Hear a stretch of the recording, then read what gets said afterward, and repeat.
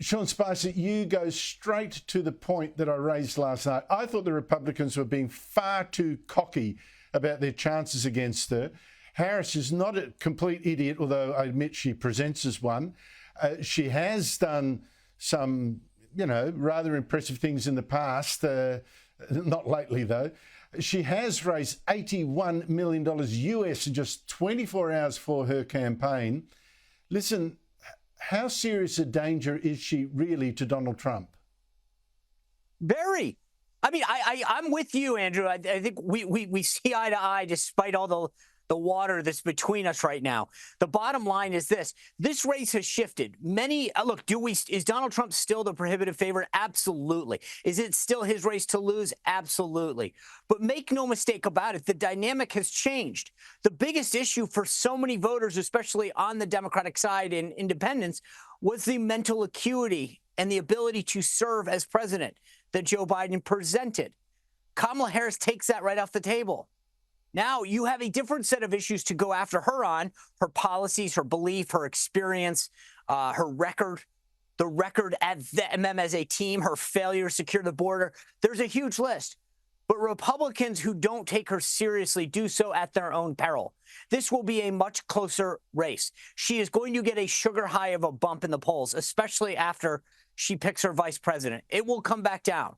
But at the end of the day, anybody that doesn't fully appreciate that hundreds of millions of dollars remaking this woman into whatever she wants to be, whatever. And that's the other point that I would make, is that for so many people, whether it's people like you and me, the people who watch your show or my podcast, we're following the news. We know about Kamala Harris. We know about her record.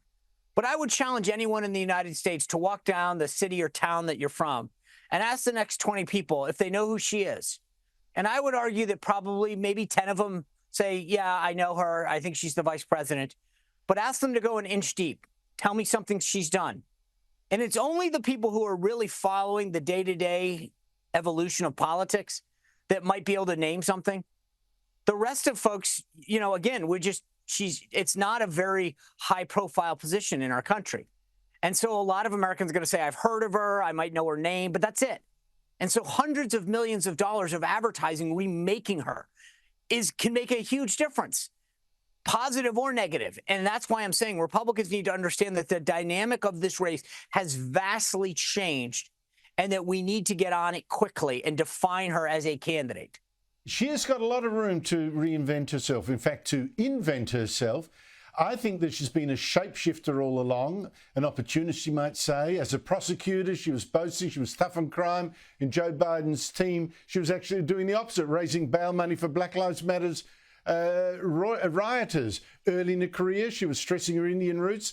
Now she's, being hailed as the African-American. She's married a religious Jewish man. Now she's tougher on Israel than Joe Biden and won't even meet Benjamin Netanyahu, the Israeli Prime Minister, on his visit to Washington, which starts now. She's a shapeshifter, and she could change, I think, as you suggest, from being perceived as an airhead into a safe bet. Yeah, I think the Trump campaign should play the tape back of exactly what you described and understand that. She has been tough on crime. She's been weak on crime. I mean, she has gone all over the place on every single issue, depending on the office that she's seeking and the immediate goal that she's trying to achieve. And nothing will change it. And the fact of the matter is that no one's going to remember her record as a DA in California or the attorney general in California or even the position she took on senator. So she's going to get out there and redefine herself. And then, by the way, just so we're clear, my guess is that she either picks Mark Kelly, the senator from Arizona, or Josh Shapiro, the governor of Pennsylvania, as her running mate. Once that happens, then they'll be able to inject an entire new set of principles and policies that they'll say are different than the Biden-Harris ones. And so the ability to shapeshift and take on new positions is going to evolve multiple times in the next 30 days. So that's why I think, my warning is clear. Anyone who doesn't think that this is going to be a much different and tougher race is sadly mistaken. Just finally, Sean Spicer, totally overshadowed by Joe Biden stepping down, has been the unbelievable, cartoonish Keystone Cops security failures that led to Donald Trump being wounded in an attempted assassination just over a week ago. like how the gunman was let to go on the roof of a building overlooking the stage, how the Secret Service boss, Kimberly Cheadle, said, oh, the roof was too slopey for police to be posted up there, though the slope was about like wheelchair access slope. How she had a diversity policy to hire more women when the women guarding Trump were actually too short. One was so flustered she couldn't even holster a gun. Others seemed totally confused about what to do. Well, Cheadle has now given evidence to a congressional hearing, it was yesterday, our time, and turned up herself with all male guards, may I add, Sean, all of them tall, but she had almost no answers to why the security was so bungled or how the gunman got through, even carrying a rangefinder. It was a debacle. Have you visited the site? No, I have not. 9 days and you have not visited the site. Have you provided all audio and video recordings in your possession to this committee, as we asked on July 15th, yes or no? I would have to get back to you. That is a no. You're full of today. You're just being completely dishonest. What did you take out of that hearing?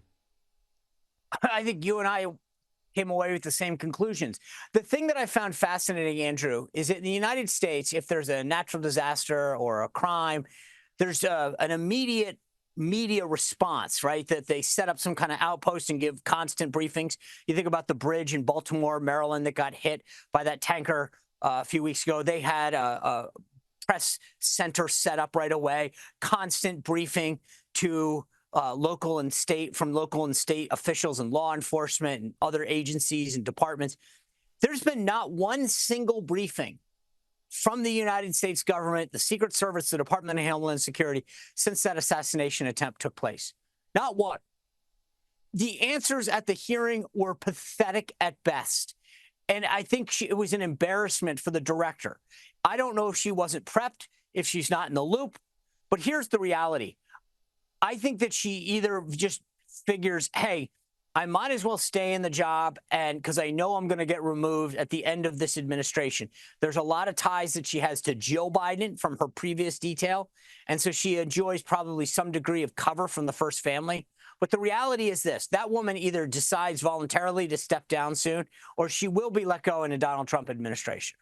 Well, I thought it was interesting that senior congressmen and senators from both sides have been calling for her to quit, and even Alexandra. But doesn't that, Andrew, the thing, this is a bipartisan thing. The president of the United States, Joe Biden, the idea that he wouldn't, this to me was a moment for him. That there is bipartisan agreement that the Secret Service let down one of their, top protectees, the former president, the current leader for president of the United States. That was a moment where he could have exhibited leadership and said, I am firing the director. And he didn't do it. And this would have been, it was a bipartisan, it would have been welcomed on a bipartisan basis. And that's what blows my mind. Maybe he was worried too much about his own political future and he didn't. I get that. Little bit of other business happening in his world. But at the end of the day, this was a moment for him. Sean Spicer, always great to talk to you. Thank you, Andrew.